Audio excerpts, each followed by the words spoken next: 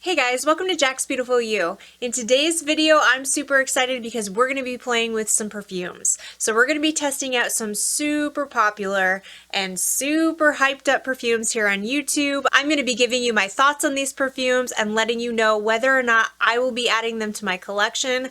Are they full bottle worthy? If you're new here, hi, my name is Jackie. I love all things beauty, perfume, makeup. If you are into that kind of content, I would love it if you consider subscribing. To my returning subscribers, thank you guys so much for all your continued support. I really appreciate you. And if you are interested in seeing my thoughts on some popular hyped up perfumes, then just keep on watching. Okay, I have already spoken about this perfume before, but I wanted to give you an update on it. So I tested out by Parfums de Marly Oriana.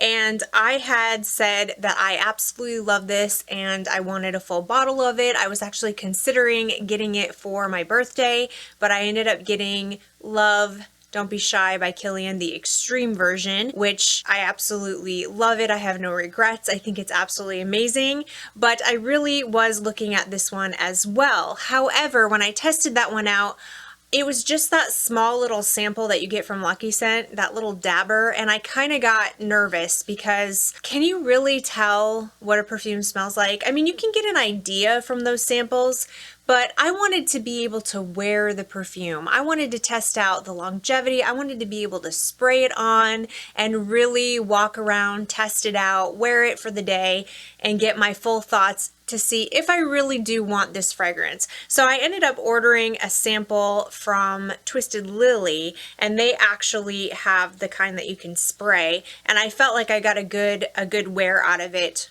from this sample instead of that little itty bitty dabber that you have to like dab on you.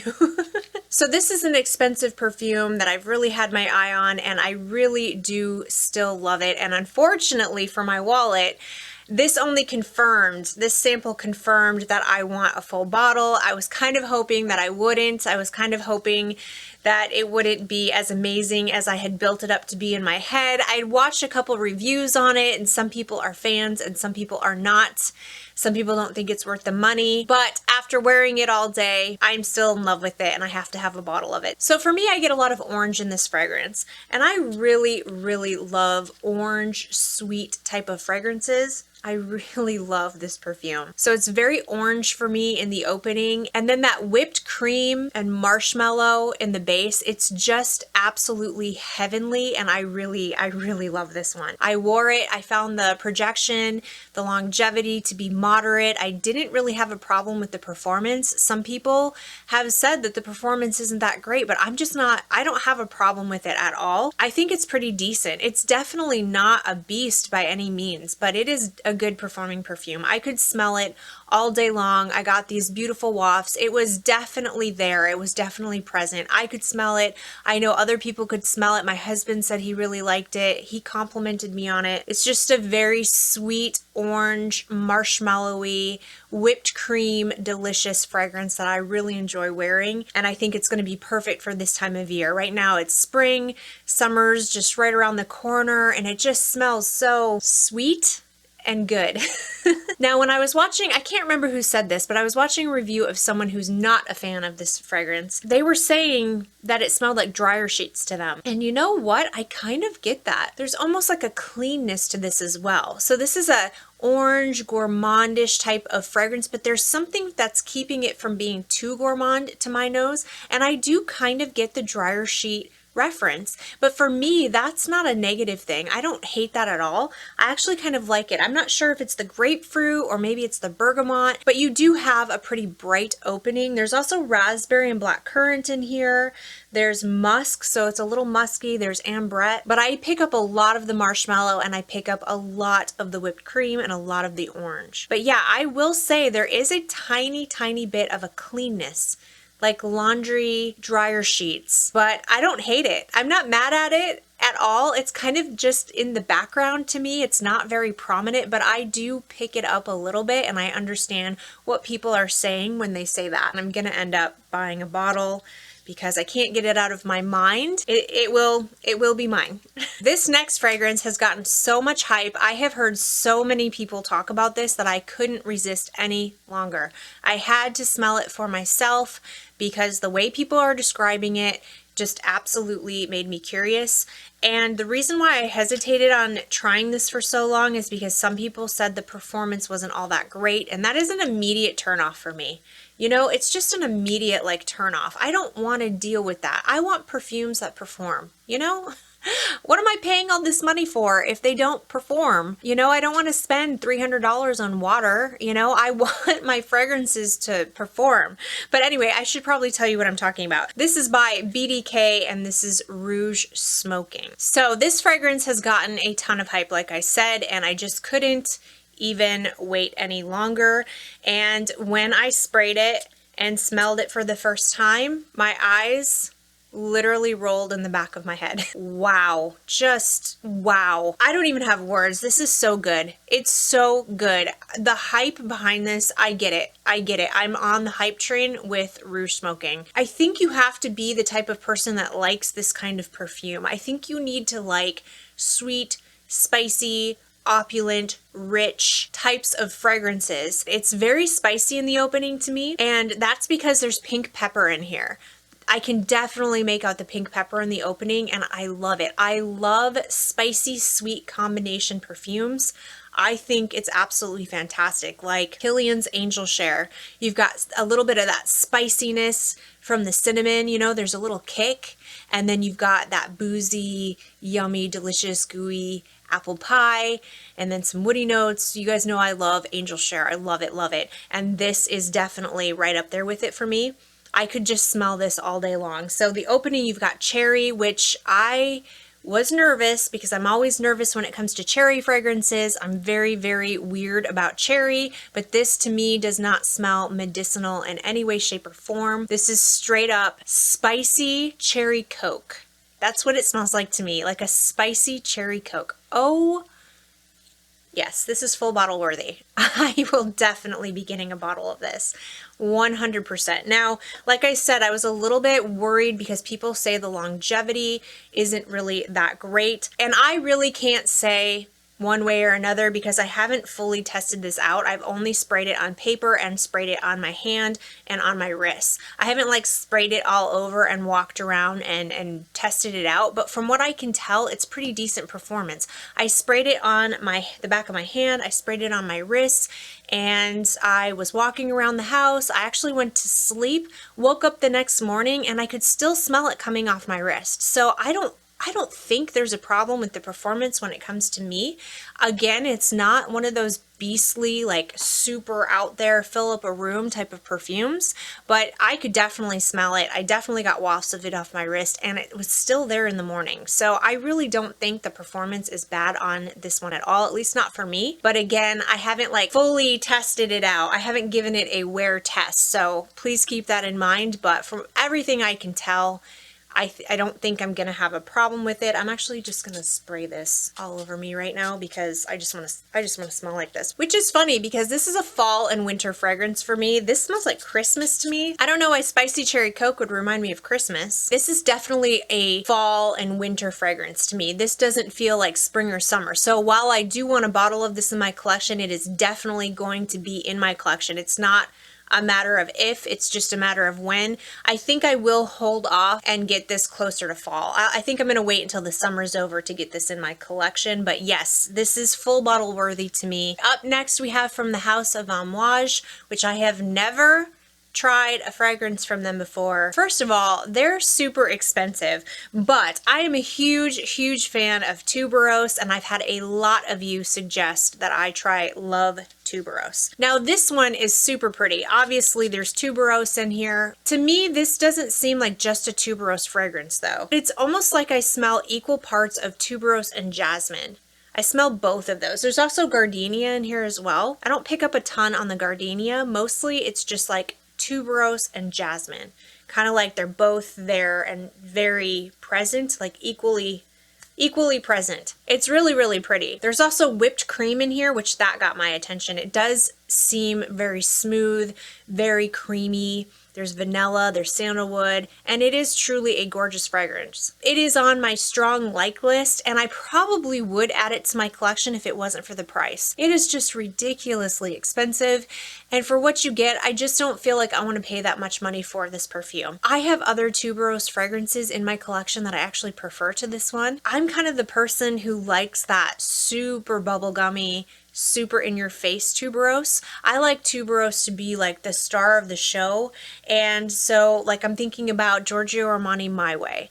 Some people don't like that fragrance because it's a little too bubblegummy, it's a little too much. So if you don't like that and you want a tuberose that's a little bit more toned down, a tuberose that's a little bit more refined, this would be a really great option. But I find myself wishing the tuberose was a little bit stronger in here and wishing for that bubblegum tuberose because that's what I like. So I'm just going to stick to My Way and Mancera's Velvet Vanilla. That is a super beautiful tuberose fragrance with creamy vanilla. I mean, I actually prefer that one to this. They don't smell the same. They definitely have their differences.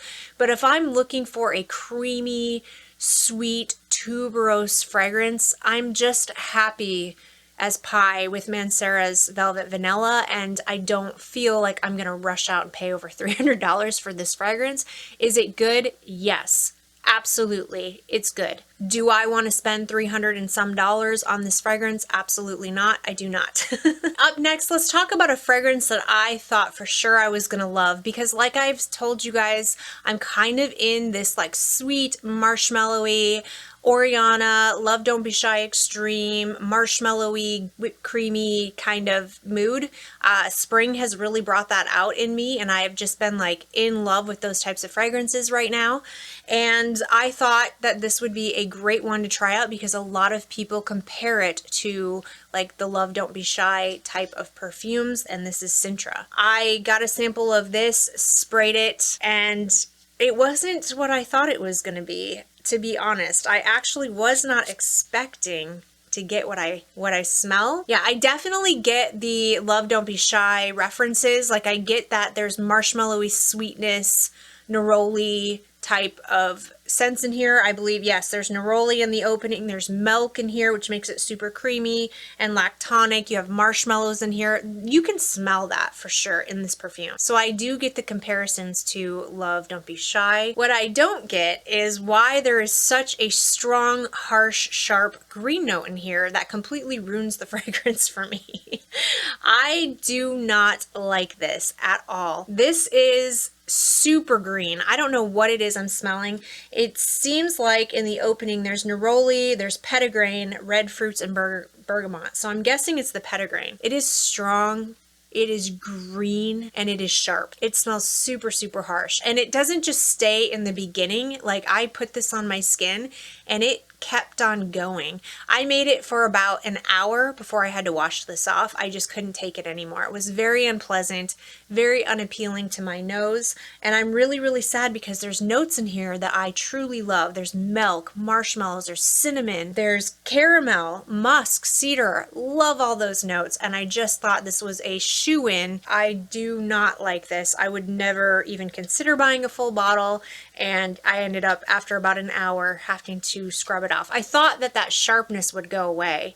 You know, maybe just get past the opening, give it a chance, let it dry down, but it just stayed the entire time. I mean, it wasn't quite as sharp once it started to dry down, but it was still there. I definitely will not be spending the money on this fragrance. Up next, we have a perfume from a house that I have been absolutely terrified of. This house scares me, and it's called the House of Oud. I'm not an oud person, so I was very, very scared of this house, but I have to say, I really like the bottles. Some people don't like the bottles, but I do. I think that they're really fascinating, they're really unique, and they're really pretty, and I really like the fact that each one is hand painted, so you never really will have the exact same bottle as someone else. That's just, I love that. I love that little aspect. But I've heard a lot of people talk about Dates Delight from the House of Oud, so I got a sample of it, not expecting to like it. I thought, you know what, I'm not an oud person, although oud is not actually listed in this fragrance, which kind of surprised me because I thought all House of Oud fragrances had oud. So I'm not 100% sure on that. Fragrantica doesn't always get it right. This is a fragrance that shocked the living socks off of me because I love this. I absolutely love this. Oh my God. Wow. That is just, God, that is good. So I'm starting to learn that I love rich, opulent scents. I'm shocked because I didn't really know that about myself. The word that I can think of that suits it the best to describe it is rich. I like rich scents. This is almost decadent. I mean, this is almost gluttonous. I don't even know how else to explain it. I mean, it is very rich. So of course, in the opening you have dates, and it you can tell. I mean, it smells like dates. It smells like cooked dates, like a dessert. Like they put it in some sort of yummy, delicious dessert. There's also cinnamon, caramel in here, so there's a bit of spice. Definitely some sweetness. And then in the base it says honey, sugar, vanilla, benzoin, and labdamen. So there's no oud listed, and I don't know if that's correct or not. I should have known I was gonna like this because honey and sugar in the base. Okay, that's usually an automatic yes for me. It's so good. This is 100% full bottle worthy for me. It's a 100% yes for me. So again, this is another fragrance that I don't see myself wearing in the spring or summer. This would be way too much, way too much in the heat. It's starting to get really hot here where I live, and there's no way that I would be getting this bottle right now, but when summer is over, this is definitely on my list of perfumes to get. Okay, now I have a couple of designer fragrances I want to share with you guys. I was able to go out recently, go to a bunch of different stores, test out, smell, spray, all kinds of different perfumes on my skin and have my husband sniff them, and I got a good idea of some perfumes I do want to add into my collection that I was super curious about. I've been dying to try this one. This is L'Interdit, and this is the Rouge version. A lot of people told me, hey, if you like spicy, sweet perfumes and you like Tuberose, you need to be trying out Rouge. And I kept thinking, I have got to get my nose on that fragrance. A lot of people seem to really love it, and I want to test it out. And it was absolutely gorgeous. I love the original L'Interdit, the EDP. It's one of my favorite Tuberose fragrances. It's very beautiful, very classy, sophisticated. And this one smelled like that. It definitely had that original DNA going on, but there was this gorgeous, interesting, fun, addicting spiciness in the opening. You've got ginger and blood orange, and then you have pimento leaf. Oh my gosh, it was great. I sprayed it on a tester strip. I smelled it and I was like, oh my gosh, yes, this is already a yes for me. I can already tell. I sprayed it on the back of my hand, smelled it on my skin, and I was just like, wow, I love this. I love this so much. This will definitely be part of my collection. And what has taken me so long? Now, this is a perfume that I will still hold off on because, again, this is a fall winter fragrance for me. It's very spicy. I just don't see myself wearing it in the summer. I think it'd be too much, and I need to wait until it's not so hot here, but it's on my list of perfumes to eventually add into my collection for sure. The other one I know for sure I want to add in, and this one will probably be soon because it is a perfect summertime fragrance. This is by Lancome. This is the IDOLE Aura. So a lot of people told me you need to check this out. This is a salty vanilla, salty sweet combo perfume. If you like things like Olympia or Beach Walk or anything that has like a salty sea kind of air, a salty sweet combination, if you're into that, then you need to check out this fragrance. And I definitely understand where you guys are coming from. I actually got to try out all of the Idoles, the original, the Intense, and the Aura. And I actually liked all three of them. I found myself really enjoying all three. The original is really pretty, so is the Intense. They're more on the floral side, but the Aura was my favorite. And you guys told me that the Aura would be my favorite, and you guys are absolutely right. So there's salt and rose in the opening. There's also jasmine, so there definitely is a floral aspect to this fragrance. So it's not exactly like the other salty fragrances I mentioned. There's definitely floral going on in this perfume, but there's also vanilla in the base and musk. So it is kind of a salty vanilla with some floral going on as well. I really liked that because I don't need another Olympia, you know? I don't need just another salty vanilla amber. I want a salty sweet fragrance that's a little different from Beach Walk. You know what I mean? And this is it. This is gorgeous. Gorgeous. My husband really liked this one as well. this will definitely be getting added to my collection, and thank you guys so much for the recommendation because you were right, it is fantastic. Alright, the last perfume I want to talk about today is a perfume that when I first smelled it, I had tested it out before. I had smelled it in Sephora and I hated it. I thought it smelled terrible. I did not want anything to do with it. It was an absolute no for me. All I did was spray it on a tester strip, and this is when this fragrance first came out. And this is by YSL. This is Lib Intense. I hated this fragrance when I first smelled it. I don't even know what prompted me to smell it again the other day when I was out shopping. I don't even know why. I think it's just because I'm severely addicted to fragrances. And apparently I want to smell them even if I don't think I like them. But I just was curious, you know, I wanted to revisit the fragrance and I had no expectation to like it. So I sprayed it on a tester strip, put it up to my nose thinking I was just gonna absolutely hate it, and I smelled it and I was like, oh, I like this. And now I want a bottle of it. I love the way it smelled on my skin. I love the way it smelled on paper. And I don't know why. I don't know how. I don't know what changed. I don't know, you guys, but I love it. And I'm like, holy crap, I want this in my collection. So there's lavender, there's mandarin orange, bergamot, orange blossom, jasmine, orchid, vanilla, tonka bean. I mean, seriously, I don't even know why I thought I didn't like this fragrance because it has all notes that I really love. It's kind of floral, but it has vanilla, so it's kind of warm as well. And it's just, the lavender is really interesting. And a lot of times lavender can lean a little bit more masculine, but I didn't find it to be masculine leaning at all. I did find it to be a more feminine type of fragrance. It's more of a serious type of fragrance. It's not like a fun fragrance. It's not like a playful fragrance. It seemed more like a boss babe, you know, a boss woman type of fragrance. And I don't know, I just really found myself enjoying it. I don't think I'll be getting it soon. Again, it's another one of those fragrances I think is going to shine in the fall and winter. I don't really feel like I would wear it now, but it is on my list of perfumes to buy. That's it, you guys. Those are the fragrances I've been testing. Those are the fragrances I plan on bringing into my collection and the ones I think I will pass on. Let me know in the comment section, as always, what your thoughts are. I love to hear your comments. I love to hear from you guys. Thank you so much for watching this video. If you did enjoy it and like it, please give it a thumbs up. Don't forget to subscribe to my channel. I hope everybody is having an amazing day, and I will see you in my next video. Bye!